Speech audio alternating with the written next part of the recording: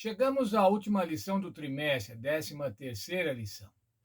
Nesse trimestre, estudamos o livro de Hebreus, a carta do apóstolo Paulo aos Hebreus.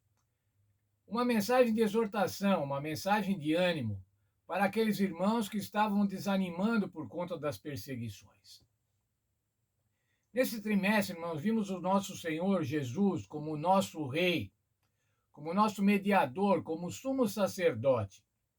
Vimos ainda como irmão fiel, como o doador do descanso e a âncora da alma. Vimos que o Senhor Jesus foi o sacrifício perfeito e ele é o autor e o consumador da nossa fé. Também vimos que ele é o nosso advogado, sempre pronto para nos defender. Quando o diabo nos acusa, o Senhor Jesus está pronto para nos defender, para assumir a nossa causa e cuidar para que sejamos salvos. Bem, irmãos, mas com todo esse estudo, e vamos pensar nos irmãos lá do começo da igreja cristã, e vamos pensar em nós também, nossos irmãos hoje, nossa comunidade hoje, como que esse estudo pode impactar no nosso comportamento? Como deve ser o nosso comportamento agora que sabemos, temos convicção de que o Senhor Jesus é o nosso sumo sacerdote, que está à destra do Pai, que ele é o sacrifício perfeito. Veja, por favor, o texto da nossa lição, Hebreus 13:1, o verso para memorizar. Seja constante o amor fraternal. Está falando aqui de uma atitude de comportamento. Seja constante o amor fraternal. Outras versões desse verso diz assim: continuem a amar-se uns aos outros com amor fraternal. Outro diz assim: o amor fraternal seja contínuo. O outro: não deixem de amar uns aos outros como irmãos de Cristo. Permaneça o amor fraternal. A preocupação do autor da Epístola aos Hebreus era para que os irmãos, continuassem irmãos, continuassem fraternos, fratelos, demonstrassem que eles eram irmãos. Somos irmãos, porque somos participantes da família de Cristo.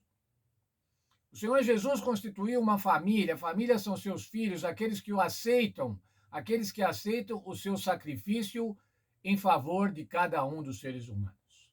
Nós somos salvos pela fé, e ao sermos salvos pela fé, somos incluídos na família de Cristo.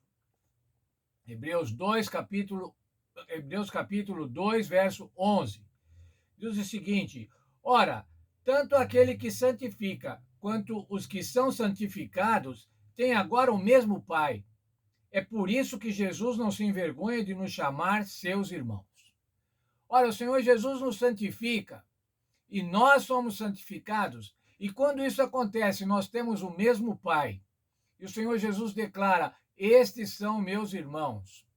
Ele não tem vergonha de nos chamar de irmãos. Como estudamos no trimestre, numa das lições do trimestre. Muitas vezes irmãos têm vergonha dos seus irmãos, por conta do mau comportamento, por conta de más atitudes. Mas o Senhor Jesus não se envergonha de nos chamar de irmãos, apesar das nossas más atitudes. Como diz um outro verso, ele nos salvou quando nós éramos ainda pecadores. Devemos proceder como Jesus. Agora, o nosso irmão mais velho. Devemos tratar as pessoas como Jesus. Por quê, irmãos? Quais são as pessoas? As pessoas são todas filhas de Deus. E eu já falei ainda numa das nossas classes recentemente.